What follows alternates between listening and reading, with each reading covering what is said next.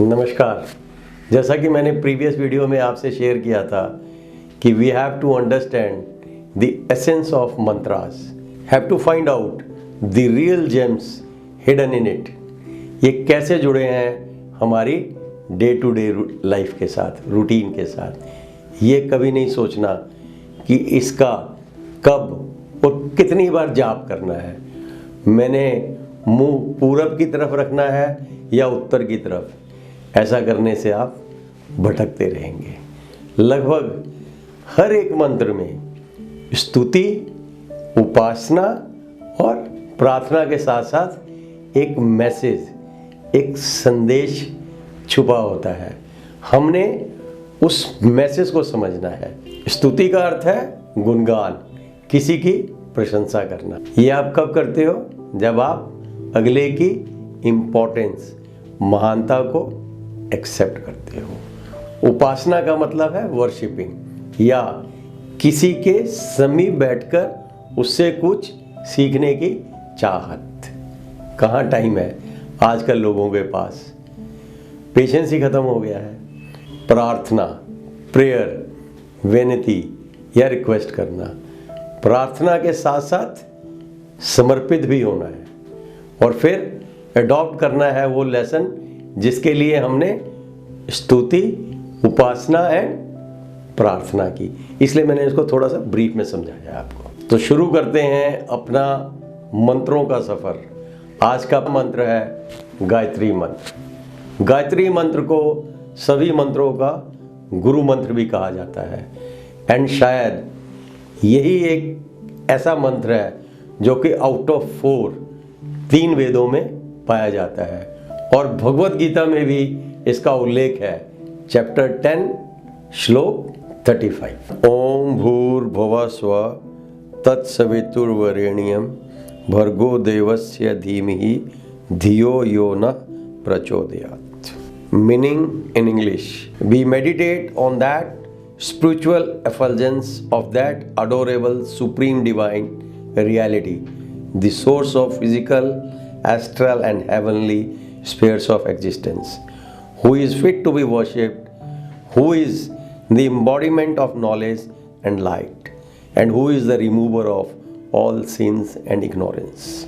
May that supreme divine being enlighten our intellect and guide us on the right path.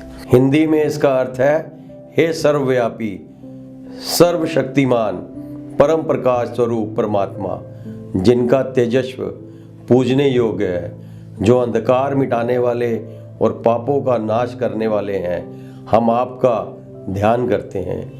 आप हमें शुभ कर्मों में प्रवृत्त करने वाली सद्बुद्धि प्रदान करें। इस मंत्र का मैसेज है वेरी सिंपल, सरेंडर, समर्पण। इसको कैसे समझना है मैं बताता हूँ। आप देखिए, may that supreme divine being enlighten our intellect and guide us on the right path। इससे पहले जितना भी मैंने अर्थ बताया वो स्तुति है।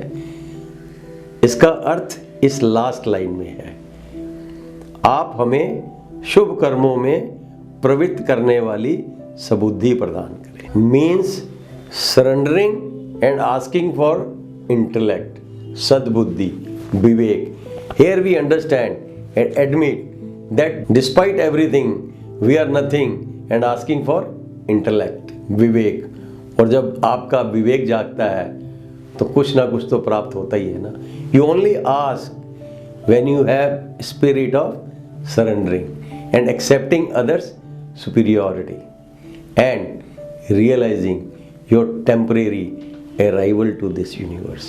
आपने देखा 90% इस मंत्र में स्तुति है, फिर रिक्वेस्ट के साथ समर्पण टू ऑलमाइटी। प्लीज ध्यान दें, यहाँ ऑलमाइटी से तात्पर्य सिर्फ ईश्वर से नहीं है, बल्कि हर एक वो व्यक्ति, वो सोर्स ऑफ नॉलेज जहाँ से ज्ञान प्राप्त हो सकता है।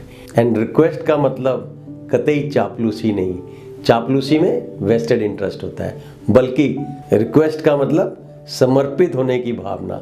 आपको शायद पता होगा कि जिन्हें उदाहरण के समय पहला मंत्र जो सिखाया जाता है वो गायत्री मंत्र ही। एंड उसमें ना एक रिचुअल होता है। बच्चे से कहा जाता है कि जाओ सभी से भिक्षा लेकर आओ। पहले गांव में बच्चों को पूरे गांव में भेजा जाता था कि सभी से भिक्षा मांगो। क्या सिखाया जाता है इस रिचुअल से? भिक्षु बनने का मतलब है अपनी ईगो को खत्म करना, झुकना सीखना, किसी भी तरह की गलतफहमी से मुक्त होना। खैर हम सीरियस लेते ही नहीं इस रिचुअल को। बच्चे इवन जो रिलेटिव्स आए होते हैं वो भी हंस खेल कर इस रिचुअल को पूरा करते हैं। इस मंत्र को पढ़ने व समझने के बाद आप में दूसरों की महत्ता, इम्पोर्टेंस को स्वीकारने की प्रवृत्ति जागती है एवं समर्पण की भावना आती है। जब तक आप झुकना नहीं सीखते आप किसी से कुछ सीख नहीं सकते, कुछ पा ही नहीं सकते। इस मंत्र को सभी मंत्रों का गुरु इसलिए भी कहते हैं क्योंकि आपको जीवन का सबसे इम्पोर्टेंट लेसन सिखाता है। झुकने का, रिक्वेस्ट का, सरेंडर का, समर्पित होने का। क्योंकि सब कुछ जानते पहचानते हुए भी हमारा अहंकार किसी की महत्ता को स्वीकार करने से रोकता है। हमारी ईगो जिसे हम सारी उम्र अपने कंधों पर ढोते रहते हैं सबसे बड़ी बाधा बनती है हमारे खुद के लिए, हमारी ग्रोथ के लिए। Surrendering liberates you, makes you the biggest gainer, winner. क्योंकि रिक्वेस्ट की, सरेंडर की भावना आपकी ईगो, आपके अहंकार को तोड़ती है। आप मुक्त हो जाते हैं खुद के बनाए हुए बंधनों से, फॉल्स आइडियोलॉजी से। और जब ऐसा होता है ना फिर आपको कोई भी रोक नहीं सकता कुछ भी अचीव करने से, किसी भी शिखर पर पहुंचने से। मैं कोई नई बात नहीं बता रहा, सदियों से ये ज्ञान हमारे पास है, बस ज़रूरत है इसे सलीके से समझने की। देखिए स्टूडेंट वही कामयाबी की बुलंदियों को छूता है जो अपने टीचर, अपनी पढ़ाई के प्रति समर्पित होता है। हजारों लाखों प्लेयर्स खेलते हैं परंतु कामयाबी उन्हीं को मिलती है जो अपने कोच, अपने खेल के प्रति समर्पित होते हैं। मैं अपने कॉर्पोरेट एक्सपीरियंस के साथ कह सकता हूँ कि मैंने देखा है जिस ऑर्गेनाइजेशन में काम करते हैं लोग, जहाँ से सैलरी मिलती है उसी ऑर्गेनाइजेशन को क्रिटिसाइज करते रहते हैं, कोसते रहते हैं। इवन उस एम्प्लॉय को भी जो डेडिकेटली अपना काम कर रहा होता है। एचआर डिपार्टमेंट को इंश्योर एंड मॉनिटर करना चाहिए जब भी कोई जॉब ज्वाइन करे। Employ should surrender to the organisation, its policies and goals, not only for the betterment of the organization but for the individuals as well। फिल्मी माध्यम से समझते हैं इसे। अमिताभ बच्चन जी 200 प्लस मूवीज कर चुके हैं, फिर भी जब कोई नया डायरेक्टर जिसने 5-10 मूवीज ही डायरेक्ट की होती हैं उसके प्रति भी उतने ही समर्पित होते हैं जितना शायद वो अपनी फर्स्ट मूवी के डायरेक्टर के प्रति समर्पित थे। नहीं तो बोल सकते हैं ना जितनी आपकी उम्र है उससे ज़्यादा तो हमारा एक्सपीरियंस है, बोलते हैं नहीं ना, तभी तो महानायक है। शाहरुख, सलमान, ऋतिक अपने प्रोडक्शन हाउस में मूवीज़ बनाने के बावजूद भी ईमानदारी से डायरेक्टर के प्रति समर्पित होते हैं। नहीं तो वो भी बोल सकते हैं ना मुझे छोड़कर बाकियों को डायरेक्ट करो, होता है ऐसा? नहीं ना, तभी तो बुलंदियों पे है आज तक। जी हाँ, इसी सरेंडर की भावना को तो सिखाता है हमारा गायत्री मंत्र। प्राचीन काल में मंत्रों के माध्यम से ही सारी बातें समझाई जाती थी। हमने इन्हें धर्म से जोड़ दिया और इनसे मिलने वाले ज्ञान से दूरी बना ली। कई बार हमारे मन में ये ख्याल भी आता है कि मुझे इस मंत्र के एक एक शब्द का अर्थ आता है, किस मंत्र में कितनी मात्राएं हैं, कितने छंद हैं, वगैरह वगैरह। प्लीज़ ये बोझ नहीं ढोना है।